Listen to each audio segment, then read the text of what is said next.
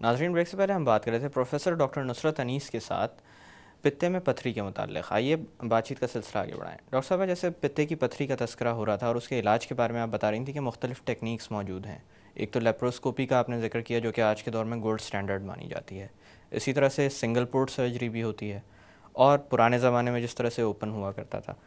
تو میں آپ سے ایک چیز پوچھنا چاہوں گا کہ جیسے لیپروسکوپی کو اب کہا جاتا ہے کہ اس کے ذریعے اس چیز کو ریموو کرنا چاہیے، اس حوالے سے کیا آج کے دور میں بھی ایسا ہو سکتا ہے کہ ضرورت پڑے اس پرانے کنونشنل آپریشن کی جس میں بڑا سا چیرا لگا کر پتے کو نکالا جاتا تھا؟ دیکھیں، بہت سارے پرابلمز ہو سکتے ہیں. لیپروسکوپی میں 5 to 10% چانس ہوتا ہے کہ مریض کو وہ ابینڈن کرنا پڑے گا پروسیجر کسی بھی وجہ سے. سب سے بڑی وجہ ہوتی ہے کہ اتنے اٹیکس ہو کر وہاں اتنا معاملہ جام ہو چکا ہوتا ہے کہ ہمیں صاف نظر آنا چاہیے کہ یہ پتے کی نالی چھوٹی نالی ہے جو بڑی نالی کے ساتھ جڑ رہی ہے، یہ اس کی خون کی نالی ہے، اس کو کلپ کر کے کاٹنا ہوتا ہے پتا نکالنے کے لیے.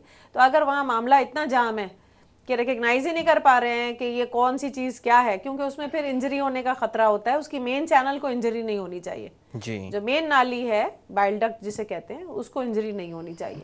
تو اگر وہ خطرہ ہو کہ یہ کرنا بہت مشکل ہے، ڈیفیکلٹ ہے، اس میں معاملہ پتہ نہیں چل رہا، انیٹمی ریکگنائز نہیں ہو رہی ہے، تو پھر بہتر یہ ہوتا ہے اور عقل مندی کا تقاضا یہ ہوتا ہے کہ فوراً اس کو کنورٹ کر کے پھر چیرا دے کر ہی کھول کے اس کو کیا جائے. جی تو ایک تو یہ پرابلم ہو سکتا ہے. باقی یہ کہ ٹیکنیکلی کوئی اور مسئلہ ہو گیا، کوئی پیچیدگی ہو گئی، انجری ہو گئی، کوئی بلیڈنگ ہو گئی، یا کوئی ایسے مسئلے مسائل ہیں کہ جس کو لیپروسکوپ سے نہیں کیا جا سکتا، یا ٹیکنیکلی جو ہے وہ سرجن اتنا زیادہ کمپیٹنٹ نہیں ہے کہ کوئی کمپلیکیشن کو لیپروسکوپیکلی ڈیل کر سکے، تو کھولنا پڑ جاتا ہے. تو کافی کامن ہے کھولنا، کوئی بری بات نہیں ہے کھولنا، بلکہ عقل مندی ظاہر ایسے میں کرتی ہے کہ بجائے انجری کرنے کے آپ نے کھول کے وہ کام کر لیا. جی تو بالکل ہم مریضوں کو پہلے بتا دیتے ہیں اگر کہ ایسا آپ کوئی کے معاملہ 5 to ہوتا ہے. 10% چانس ہوتا ہے ہر گال بلیڈر میں کہ کسی بھی وجہ سے اس کو کھولنا پڑ جائے. اچھا ڈاکٹر صاحبہ، ان سرجریز کے بعد ریکوری کے لیے کتنا عرصہ درکار ہوتا ہے؟ لیپروسکوپک تو اس میں کوئی نہیں، 1-2 دن میں مریض فٹ تیار، چلیں پھریں، بھاگے دوڑیں، کھائیں پیے، جی ان کا کوئی مسئلہ نہیں ہے. ہاں، جن کو چیرا لگتا ہے وہ ظاہر ہے ان کو تھوڑا سا تکلیف، درد، ان کا ریکوری پیریڈ زیادہ ہوتا ہے.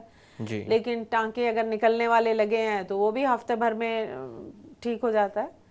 تو اس کی نسبت یہ 2-3 دن میں معاملہ ٹھیک ہو جاتا ہے، وہ ہفتہ 10 دن. اب جی آرام کرنے کو تو کوئی بھی دو بہانہ کر کے کتنا بھی لمبا آرام کر لے، لیکن جنرلی یہی. اچھا ڈاکٹر صاحبہ، پتا نکالنے کے بعد یہی علامات لوٹ آئیں، کیا یہ بھی ممکن ہے؟ دیکھیں، اس میں ٹیکنیکلی یہ پرابلم ہو سکتا ہے کہ پتا جب اس کی، میں نے کہا چھوٹی سی نالی ہوتی ہے جس کے ساتھ وہ مین نالی کے ساتھ جڑا ہوا ہوتا ہے، تو وہ نالی اگر لمبی چھوڑ دی کسی نے، عموماً اس کو بالکل اس کے ساتھ ہی کاٹ دینا چاہیے. جی اگر لمبی چھوٹ گئی اسی، یا اس کے اندر چھوٹا سا کنکر تھا وہ اسی کے اندر رہ گیا، جی یا یہ کہ مین جو نالی ہے اب اس کے اندر بھی سٹونز بن سکتے ہیں. جی مین نالی میں بھی اگر سٹون بن گئے تو وہ بھی تقریباً اسی قسم کا پرابلم دیں گے. زیادہ چانسز یہ ہوتے ہیں کہ یہ اگر مین نالی میں بنے ہیں سٹونز تو پیشنٹ جانڈس کے ساتھ آئے گا، جی کہ وہ بلاک ہو جائے گا نا، اس کا پانی نہیں جائے گا اگر بالکل، آنتوں میں، وہ بلاک ہو جائے گا، وہ وہیں پہ رہ جائے گا پانی پیچھے. تو جس کو آبسٹرکٹیو جانڈس جس کہا کو جاتا ہے. obstructive جانڈس کہتے ہیں، تو پیشنٹ obstructive جانڈس کے ساتھ آئے گا. اچھا ڈاکٹر صاحبہ، ان پتھروں کے معاملے میں پتھر کے سائز کو زیادہ اہمیت دی جاتی ہے یا اس سائٹ کو جہاں پر یہ پتھر جا کے پہنچ کے پھنس جاتا ہے؟ پتھروں کا سائز یا سائٹ سے، سائٹ تو دیکھیں نا، جو گال بلیڈر میں ہیں پتھر، وہ سوزش کا اٹیک ہو گیا، گال بلیڈر میں پس پڑ گئی، گال بلیڈر کبھی کبھی پھٹ بھی جاتے ہیں، جی اور ڈائبیٹکس میں خاص طور پہ ایسا ہوتا ہے کہ وہ گینگرین ہو کے وہ پھٹ گئے. اور یہ کہ یہ پتھر ہے تو وہ اگر بار بار سوزش کا اٹیک ہے، وہیں سے چھوٹی آنت گزر رہی ہے تو وہ اس کے ساتھ چپک جاتی ہے اور وہ پتھر چھوٹی آنت میں گھس جاتا ہے، اور ٹریول کرتے کرتے ایک جگہ نیرو ہوتی ہے چھوٹی آنت، تو وہاں اگر پھنس گیا تو پتہ چلا پیشنٹ الٹیوں کے ساتھ اور انٹسٹائنل obstruction کے ساتھ، یعنی جی چھوٹی آنتوں کا بلاک ہونا. پھر ان کا پیٹ کھول کے پتہ چلتا ہے اس کے اندر پتے میں، آنت میں پتھر پھنسا ہوا ہے.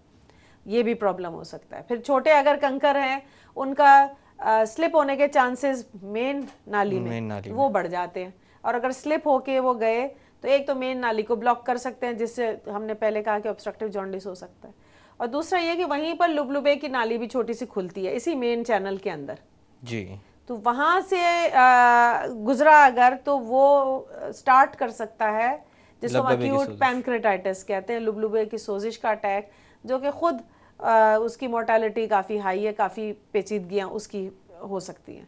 तो गॉल ब्लैडर स्टोन्स इस तरह से बहुत इंपॉर्टेंट है कि छोटा से भी जैसे कंकर है वो बहुत सारी बड़ी बड़ी प्रॉब्लम्स क्रिएट कर सकता है। यानी एक दफ़ा एडवाइस हो जाने के बाद बेहतरीन अमल ये है कि सर्जरी करवा ली जाए। बिल्कुल करा ली जाए, अगर पेशेंट को प्रॉब्लम हो रहा है तो बिल्कुल करानी चाहिए।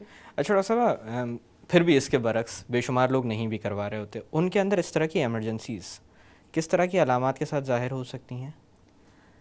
उनकी जो जिनको पता है बहुत ज़माने से कि उनको पित्ते में पत्थर हैं, फिर उनको ये भी पता तो होता है कि ये पित्ते में पत्थर क्या क्या प्रॉब्लम कॉज कर सकते हैं, क्योंकि अगर वो डॉक्टर से मिले हैं और उन्होंने बताया है, एडवाइस किया है, तो वो प्रॉब्लम्स भी बता देते हैं कि ये प्रॉब्लम आपके साथ हो सकता है। तो एक तो वो सिवियर अटैक सोजिश का, उसके साथ मरीज़ उल्टियाँ और बुखार और सख्त तकलीफ़ और उसमें हॉस्पिटलाइज हो जाते हैं। दूसरा ये कि वो पत्थर स्लिप होकर नाली में बंद हो गए, जॉन्डिस के साथ उनको आना पड़ जाता है, या पैनक्रियाटाइटिस के साथ पहुंच गए, या ये मैंने कहा आपको जैसे कि अगर वो डायबिटिक्स में हमने देखा है कि वो उनके पित्ते बड़ी जल्दी गैंग्रीन कर जाते हैं और उनका मामला बड़ा जल्दी हल करना चाहिए। डायबिटिक्स को अपने पित्ते में पत्थर अगर हैं तो उनको सबसे पहली फुर्सत में करा लेना चाहिए। इस तरह के मामले में जब कॉम्प्लिकेशंस के साथ मरीज़ आते हैं तो इलाज का तरीक़ाकार तब्दील हो जाता है?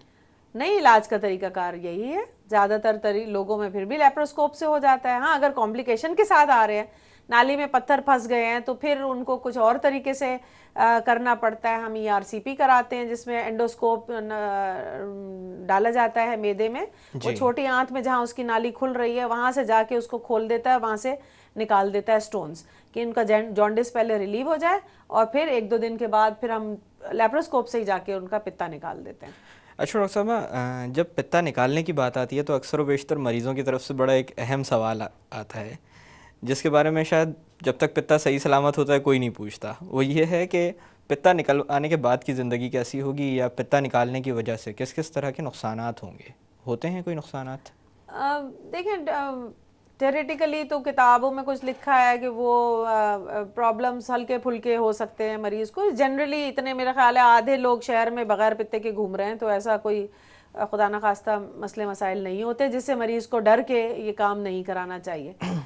मैंने जैसे बताया एक रेजरवायर की तौर पर है, अब वो रेजरवायर जब निकल गया तो अब ये जो लिवर से बाइल डक्ट आ रही है, जो चैनल है, जो ट्यूब है, वो वही रेजरवायर का तौर पे काम करती है, उसी में पानी ठहरा रहता है। जब खाना खाते हैं तो वही पानी रिलीज होकर इंटेस्टाइन्स में चला जाता है, यानी वो डायरेक्ट काम होना शुरू हो जाता है, बीच में से वो स्टोर हाउस खत्म हो जाता है। स्टोर हाउस बीच में से ख़त्म हो जाता है।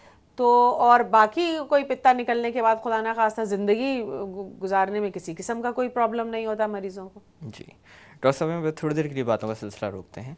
नाज़रीन, वक्त हो एक छोटी सी कमर्शियल ब्रेक का। ब्रेक से वापस आकर पित्ते में पथरी के मुतालिक मज़ीद बात की जाएगी। Don't go anywhere.